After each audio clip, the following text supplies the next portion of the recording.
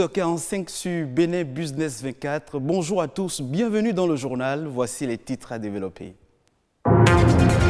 Le coronavirus change notre mode de vie et fait émerger des besoins insatisfaits en vue de contrer sa contamination et sous sa progression.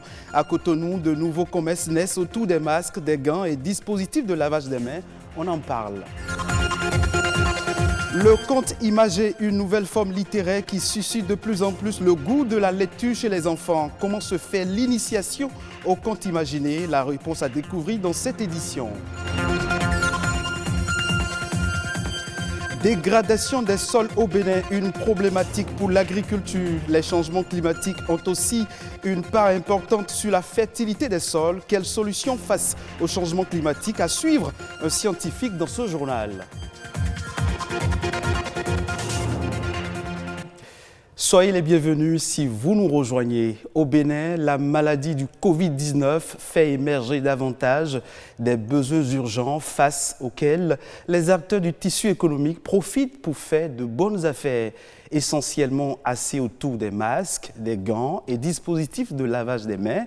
Les commerçants s'activent afin d'offrir à la population des produits de protection contre la pandémie du Covid-19. À Cotonou, face au désir des clients de se procurer ces moyens de protection, les artisans, eux aussi, maximisent leur chiffre d'affaires. Business autour du Covid-19, c'est un reportage signé Michaela Adagbenon, Rodrigue Babagbeto. Des masques de protection à la portée de toutes les bourses pour se protéger les voies respiratoires. C'est ce que proposent Pierrette et sa sœur. Le coronavirus est dans l'air. Occasion propice pour de bons chiffres. Entre leurs mains, 3 différentes sortes de masques de protection qu'elles vendent à la sauvette.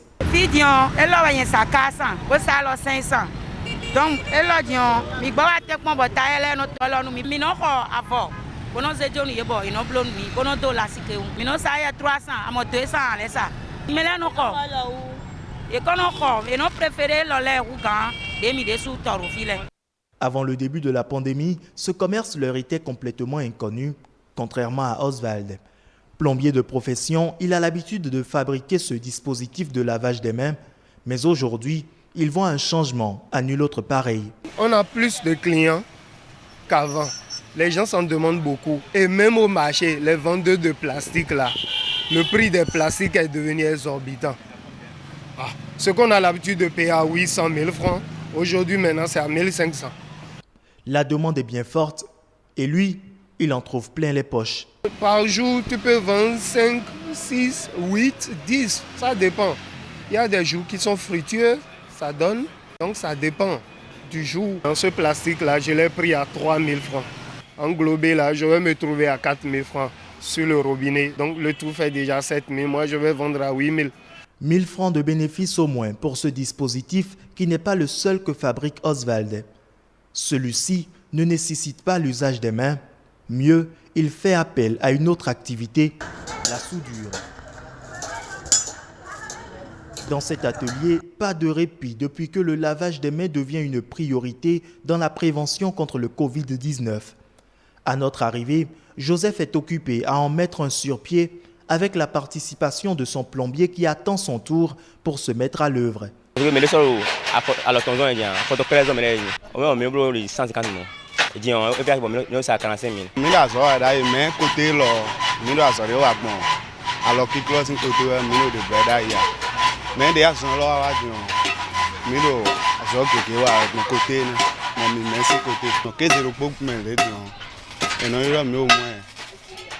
Mais attends, mon ami, au moins 5 000, 6 000. Si la pandémie du moment accable le monde entier, il n'en demeure pas moins qu'elle permet à certains de garder le sourire. Le commerce autour du Covid-19 tourne. Demeurera-t-il à la fin du coronavirus? Merci à vous, Rodrigue Babagbeto. On parle toujours coronavirus, mais cette fois-ci, nous sommes en Côte d'Ivoire. Le transport routier est l'un des principaux secteurs durement impactés par la pandémie du coronavirus. La principale compagnie de transport interurbain de Bouaké a procédé à la mise en chômage technique d'une grande partie de ses employés. Selon la compagnie, les événements imprévus rendent matériellement impossible la poursuite de la quasi-totalité de leur activité. Et conformément à l'article 16.11 du Code du travail, la direction a notifié à l'ensemble du personnel la mise en chômage technique. Et pourtant, la Côte d'Ivoire, à l'instar de plusieurs pays à travers le monde, a pris une batterie de mesures sociales, sanitaires et économiques pour limiter l'impact de cette pandémie. Nous restons dans le même registre. Afin d'empêcher la progression du Covid-19, le Cameroun a choisi d'anticiper à travers l'identification des foyers probables de propagation du virus. Les enfants de la rue constituent l'un des maillons fragiles des métropoles de Yaoundé et Douala. Les autorités décident de convaincre ces jeunes en vue de leur faire entendre raison face à l'imminence de la menace sanitaire. Le reportage. Dans cette annexe de la DGSN, la police a la vue sur tout le centre-ville de Yaoundé. C'est ici qu'ils relèvent toutes les infractions des enfants de la rue. Mais bientôt, ils n'apparaîtront plus sur leurs images. C'est dans les centres du ministère des Affaires sociales qu'on les retrouvera. L'opération de ramassage volontaire des enfants de la rue a commencé dès 6 h ce 1er avril dans plusieurs sites de la capitale. Nous avons tiré les leçons du passé où on faisait les rafles, on les amenait en famille, mais on s'est rendu compte que quelques jours après, ils retournaient dans la rue. Donc il est question pour nous aujourd'hui de mener des activités avec ces enfants, pour qu'on a identifié les besoins spécifiques de ces enfants. Dans le contexte actuel de pandémie, il apparaît encore plus urgent pour l'État du Cameroun de mettre ces enfants à l'abri. Sur le site qu'ils appellent la Colombie, au quartier Hippodrome par exemple, la promiscuité et l'insalubrité font le lit du virus malveillant. On a pu identifier 82 enfants aujourd'hui et tous, on a pris la température. Il est programmé qu'on leur fasse des tests. Une fois qu'on aura fait des tests, on pourra mettre de côté ceux qui sont positifs. Concernant le coronavirus, c'est pour cela que même durant un temps, même notre dortoir ne contient plus de 10 personnes. On a un peu limité tout cela. L'opération tiendra sur au plus 6 mois, et ce, dans les villes de Yaoundé, Douala et Bafoussam. Retour au Bénin, ces dernières années, beaucoup de Béninois mettent sur le marché du livre des romans, des nouvelles, des contes et autres genres littéraires. Malheureusement, le public à qui ces productions sont destinées y accorde peu d'intérêt. Pour corriger le tir, de nouvelles stratégies se développent. Une nouvelle forme littéraire a vu le jour, c'est le conte imaginé. Stanislas Limpon pour plus de détails. Dans l'atelier de conte ici, des élèves sont en apprentissage. Autour de ce conteur, ils s'exercent à raconter en images des histoires. On a raconté l'histoire et après maintenant, eux, ils ont 15 minutes pour reconstituer le personnage du conte. Conter en images, pour ces apprenants, apparaît comme un jeu. Cela les fascine et ils ne sont pas prêts à relâcher. Je trouve intéressant, c'est beau, c'est joli. Je peux m'amuser avec ça. La leçon que j'ai tirée de cette reconstitution, c'est qu'il y a deux amis qui sont des cuisiniers qui le préparent. Cette initiative est partie d'un constat. Plus de nuits de contes dans les grandes villes du pays. Le conte oral, ce patrimoine immatériel, est menacé de disparition. Voilà pourquoi Adebayo a décidé de le préserver autrement. Les nuits de contes dans les villages n'existent plus. Même si nous, on ne communique pas ce patrimoine à nos jeunes frères, ça va s'arrêter. Maintenant, si on reste toujours dans des processus d'aller vers les jeunes et partager ce patrimoine avec eux, ce patrimoine va toujours perpétuer. Susciter en ces enfants le goût de la lecture, de sorte à faire d'eux des hommes de culture. Comme ce conteur-comédien, la vision est bien appréciée. Aujourd'hui, c'est mieux. Il y a 5 ans en arrière, tu ne peux même pas voir un enfant. Quand tu leur parles de contes, tu ne peux pas. Mais aujourd'hui, c'est une source d'inspiration. Même si tu cherches des personnages en tant qu'acteur, quand tu fouilles des personnages que tu n'arrives pas à trouver, va chercher des livres et tu peux avoir la clé de ce que tu cherches. Du côté des éditeurs, on mesure déjà l'impact de cette initiative et on s'en réjouit. Les enfants développent leur imaginaire en lisant.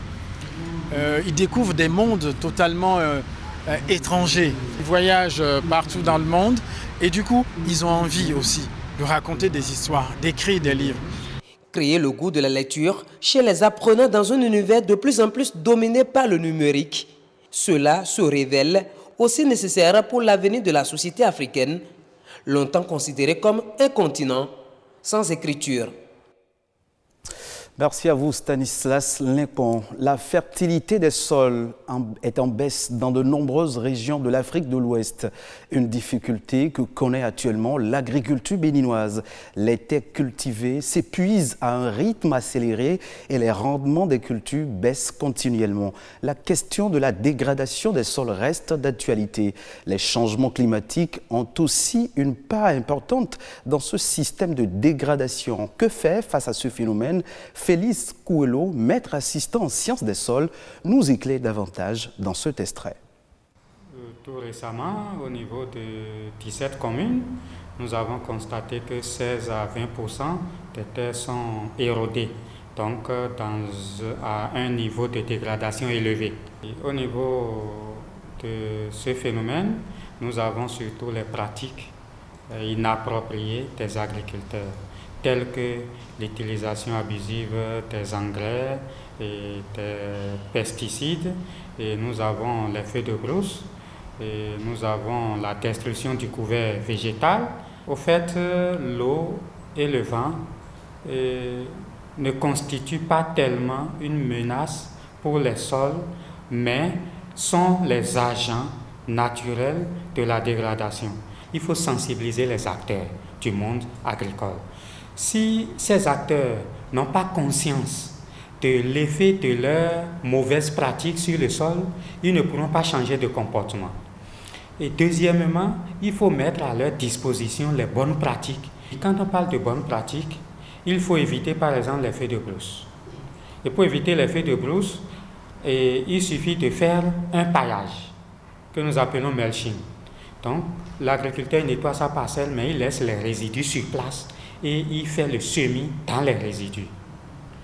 Ensuite, il faut limiter le labour. Il faut faire un minimum labour ou bien il ne faut pas du tout faire le labour. Ensuite, il faut associer à l'utilisation des engrais chimiques les engrais organiques. Aussi, pour ce qui concerne les insecticides et les herbicides, nous avons des plantes à effet insecticide, donc des extraits de plantes que nous pouvons utiliser pour tuer les ravageurs. Et là, on n'aura pas besoin d'utiliser les insecticides. Et là, on peut alors protéger les terres. À présent, en bref et en images, l'actualité nationale. C'est un condensé des informations du Bénin réalisé par Émeric Okupeli.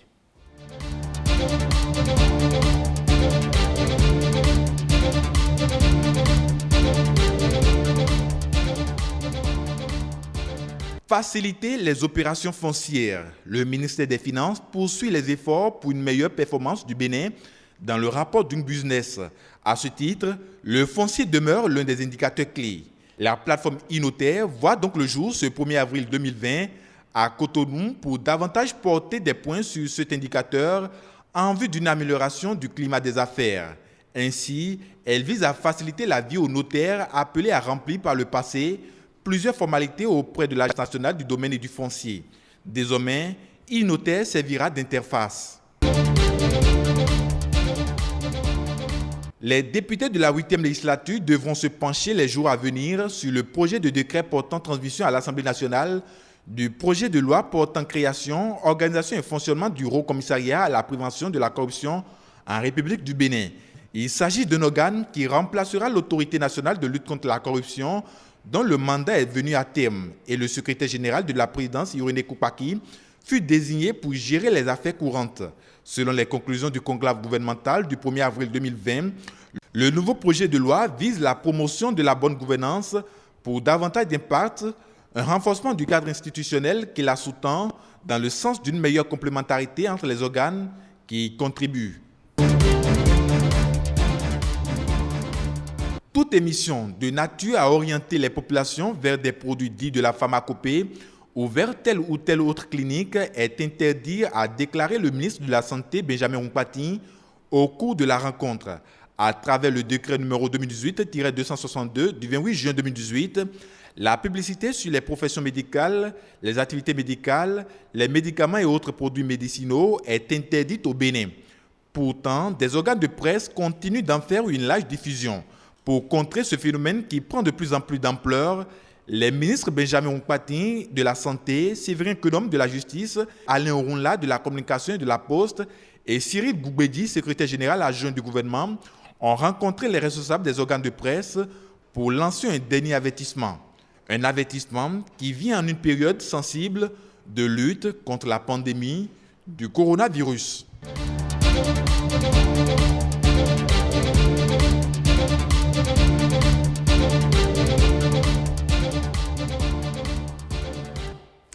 Voilà qui met un thème à cette édition. La prochaine, c'est à 19h45. Portez-vous bien, au plaisir de vous revoir sur BB24.